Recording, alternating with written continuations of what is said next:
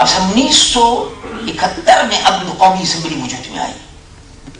اس قومی اسمبلی میں 1973 میں پہلی مرتبہ جمعیت علماء پاکستان ممبر ہو کر قومی اسمبلی میں پہنچی. یہ حقیقت ہے. انہوں نے کہا یہ تو حقائق ہے. اور پھر قادیانیوں کے سلسلے میں قرارداد مرتب کی گئی, اس پر دستخط لیے گئے. وہ کس کی طرف سے آئی قرارداد؟ آپ کے بھی دستخط اس پہ لیے, آپ نے تو مرتب نہیں کی قرارداد. یہ قرارداد جو 2-3 دن کے مکمل عرصے مسلسل جدوجہد کے بعد مرتب کی گئی, پھر اس پر سب کے دستخط لیے. اور سب کے دستخط دینے کا مطلب یہ تھا کہ کمال اس دستخطوں میں یہ تھا کہ آج بھی خان عبد الولی خان سے اگر آپ بات کریں جا کے تو کہیں گے میں تو سیکولر ہوں, میں مذہبی معاملات میں نہیں پڑھتا ہوں. لیکن آپ کو حیرت ہوگی سن کر کہ جب میں ان کے دروازے پر پہنچا, وہ قومی اسمبلی کے ممبر تھے اور حزب اختلاف کے قائد تھے. میں نے کہا بات اصل میں یہ ہے کہ مجھے آپ کے دستخطوں کی ضرورت ہے, مسئلہ ختم نبوت کا ہے. آپ حضور کو نبی مانتے ہیں؟ آخر یہ نہیں مانتے. کہتے ہیں کہ مانتا ہوں. میں نے کہا دستخط کر دیجیے. خان عبد الولی خان کے اس کا دستخط ہے. تو چنانچہ بہت سے لوگ ہیں جو علماء تھے وہ کہتے تھے بھائی کمال ہے, تم نے سیکولر لوگوں سے دستخط کیسے کرا دی؟ میں نے کہا یہ تو حضور کی ختم نبوت کا معجزہ ہے.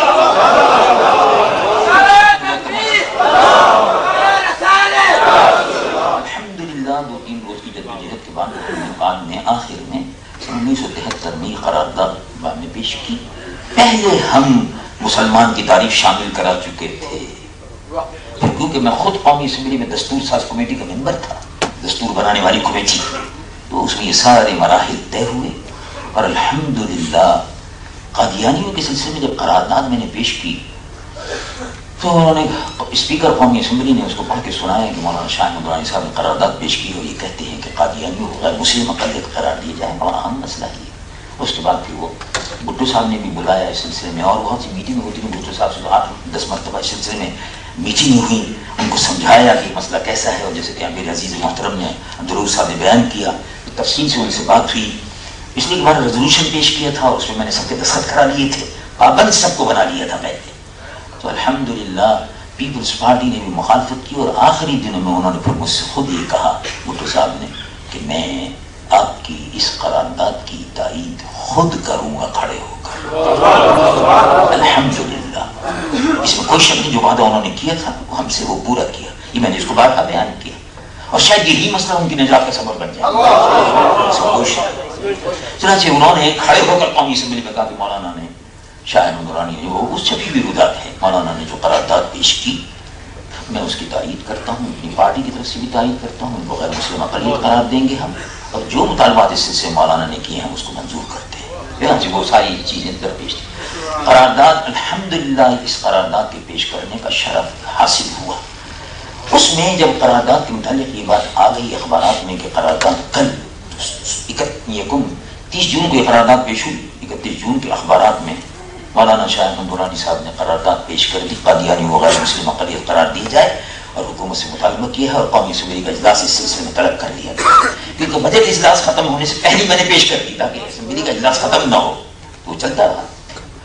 اس کو مرزا غلام احمد قادیانی کا جو پوتا ہے ناصر, اس نے ٹیلی گرام دیا قومی اسمبلی کے اسپیکر کو. میں تو قرارداد پیش کر کے چلا گیا تھا, 1 دن کا وقفہ تھا, اگلے دن بحث شروع ہونی تھی. محرک جو قرارداد کا ہوتا ہے اس کو 1 گھنٹہ ملتا ہے, کبھی 8 گھنٹہ کبھی 1 گھنٹہ, کہ وہ اپنی قرارداد پر بحث کرے. پھر اس کی تائید میں لوگ بولنا شروع ہو جاتے ہیں, مخالفت میں جو بھی ہو. تو میرا حق تھا برل. وہ اسپیکر نے مجھ کو ٹیلی فون کیا اور کہا کہ میں بڑے اہم مسائل پر آپ سے بات کرنی ہے مجھ کو, اور وہ 2-3 ٹیلی گرام آئے ہیں, ٹیلی فون آئے ہیں, آپ میرے پاس جب اسمبلی میں آئے تو چیمبر میں ملیں مجھ سے. میں گیا.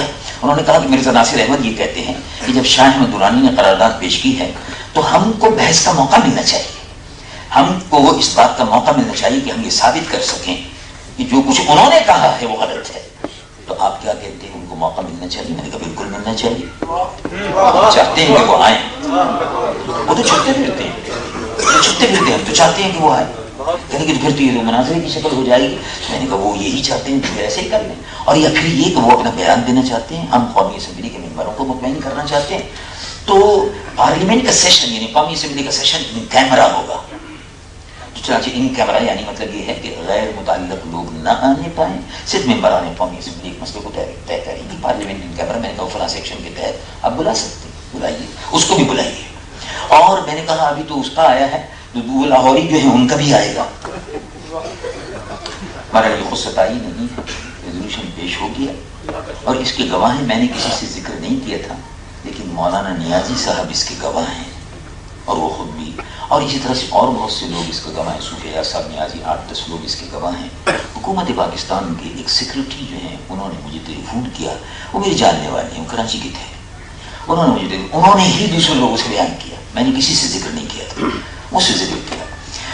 کہا میرے مکان پر آپ تشریف لائیں، تو بہت دن ہو گئے کھانا وانا نہیں کھایا، فرصت ہے آپ کو آج کل کسی کو؟ میں نے کہا کل آ جائیں گے انشاءاللہ، آج تو موقع نہیں ہے، کل آ جاؤں گا. چنانچہ کھانے کے لیے میں پہنچ گیا. وہاں 2-3 آدمی بیٹھے ہوئے تھے اور بریف کیس بھی تھا. انہوں نے کہا یہ لوگ آئے ہیں مرزا غلام احمد قادیانی کے سلسلے میں، یہ کہتے ہیں کہ ان کا نام اس سلسلے میں کہ مرزا غلام احمد کے ماننے والوں کو یہ نکال دیا جائے، غلام احمد قادیانی کا نام نکال دیا جائے، کانسٹیٹیوشن میں یہ نام آ رہا ہے. میں نے کہا اور کیا چاہتے ہیں؟ میں نے کہا بس وہ یہ ہے، اور یہ جو لاہوری گروپ ہے اس کا بھی نکال دیجیے آپ. تو ایک درمیانے قسم کا رکھیے جو لوگ عقیدہ ختم نبوت سے منکر وغیرہ. تو میں نے کہا بات اصل میں یہ ہے کہ نہیں، وہ بریف کیس موجود ہے، اس میں اتنا لاکھ روپیہ موجود ہے، 50 لاکھ کی کتنا. تو میں نے کہا بات اصل میں یہ ہے کہ وہ بہت زیادہ قیمت مل چکی ہے.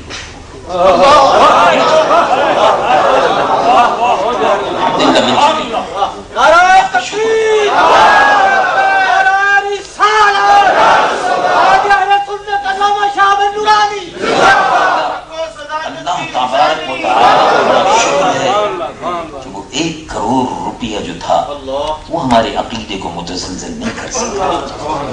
میں نے کہا دربار مصطفیٰ سے اس کی بہت بڑی قیمت ہے، اس کا تصور بھی کوئی نہیں کر سکتا. اور میں نے کہا آپ کے ذہن میں یہ بات کیسے آئی کہ آپ ان کو خرید بھی سکتے ہیں، گولی لگا سکتے ہیں آپ یہاں سے باہر نکل جائیں. میں نے کہا دوسروں کا مکان ہے، اس لیے میں کہہ رہا ہوں آئندہ ایسی بات نہیں ہو کہ آپ یہاں سے نکل جائیں. اگر آپ میرے مکان میں ہوتے تو پھر میں دوسری طرح سے نکالتا. اور ان سے سیکرٹری صاحب سے میں نے کہا ایسے لوگوں کو آپ نے اپنی حق کیوں آنے دیا؟ ہماری آپ سے ملاقات محبت ہے، وہ اپنی جگہ پر ہے، لیکن ظاہر ہے ایسا نہیں ہونا چاہیے تھا. بہرحال قادیانی اس سلسلے میں بڑی کوششیں کرتے رہے، ادھر پیسہ خرچ کرو ادھر پیسہ خرچ کرو، قرارداد نہ آنے پائے. لیکن بہرحال ہم نے کہا کہ نہیں، مرزا ناصر جو ہے وہ اس سے بحث ضرور ہوگی. چنانچہ آپ کو معلوم ہوگا اس زمانے کے اخبارات میں آیا 180 سوالات ہم نے مرزا غلام ناصر صاحب سے کیے قومی اسمبلی کے اندر. اور سوالات کا طریقہ یہ ہوتا تھا کہ اٹارنی جنرل بیچ میں ہوتے تھے، براہ راست سوال نہیں کر سکتے تھے.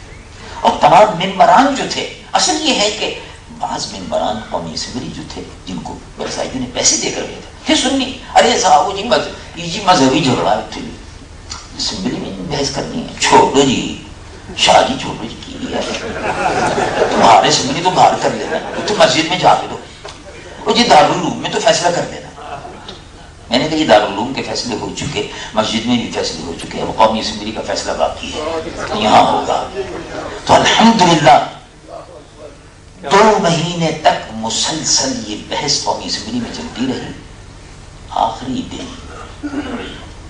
دن اب سوال و جواب کی نشست کی 5واں دن تھا، مرزا ناصر احمد سے سوالات ہو رہے تھے.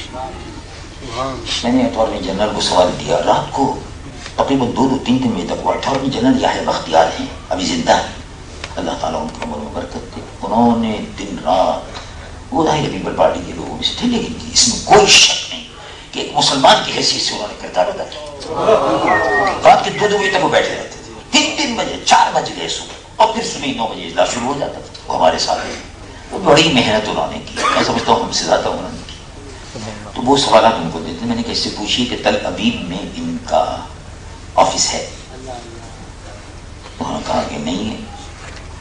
تل ابیب میں قادیانیوں کا کوئی ہیڈ کوارٹر بنا ہوا ہے، یہودیوں کے دارالسلطنت تل ابیب میں کا نہیں، کوئی نہیں ہے. کوئی ان کی عمارت وغیرہ وہاں ہے؟ ان کا نہیں، کوئی نہیں ہے. تو کاغذات ہمارے پاس تھے کہ یہ کاغذات کہ یہودیوں کے ایجنٹ ہیں، عربوں کو تل ابیب سے نکالا جا رہا ہے، قتل کیا جا رہا ہے، مارا جا رہا ہے، ان کی زمینوں سے بے دخل کیا جا رہا ہے، اور مرزائیوں کو آباد کیا جا رہا ہے فلسطین. یہودی قادیانی ایک ہیں.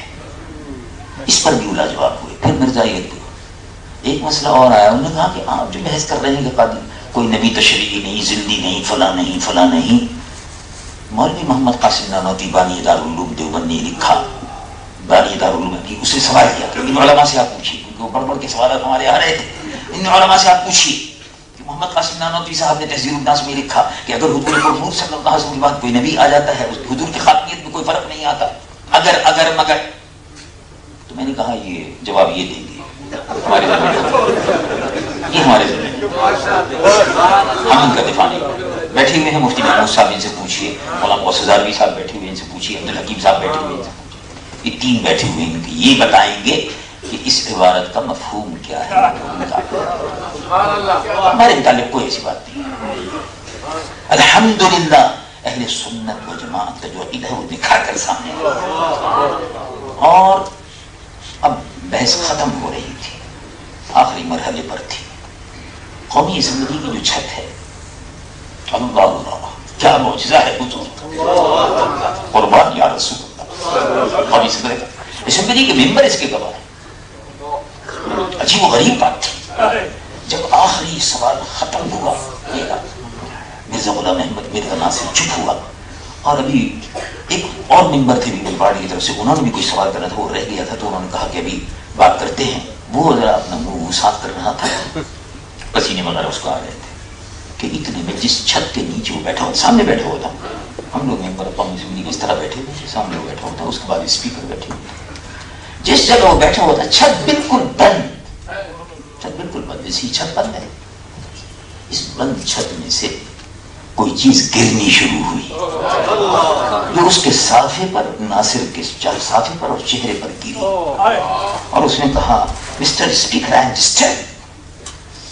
ڈسٹرب، مسٹر اسپیکر، پیچھے اسپیکر بیٹھے تھے نا اس کے، انہوں نے کہا اسپیکر صاحب پریشان ہو گئے، کیا ہو گیا، تو وہ جلدی سے اسپیکر نے کہا بھی جلدی سے، وہ دوسرا جو نوکر وہاں کھڑے رہتے ہیں ملازمین، قاصد وغیرہ، چپراسی، پیون وغیرہ، پانی لاؤ یہ لاؤ، تمام اس کے منہ پر گندگی تھی، اس کے صافے پہ گندگی تھی، معلوم جیسے چڑیا نے معلوموں کو گندگی ڈال دی ہے اس میں، اور اس سے چھت میں سے پھٹ کر نکل کر آ رہی ہے، خیال ہی نہیں تھا۔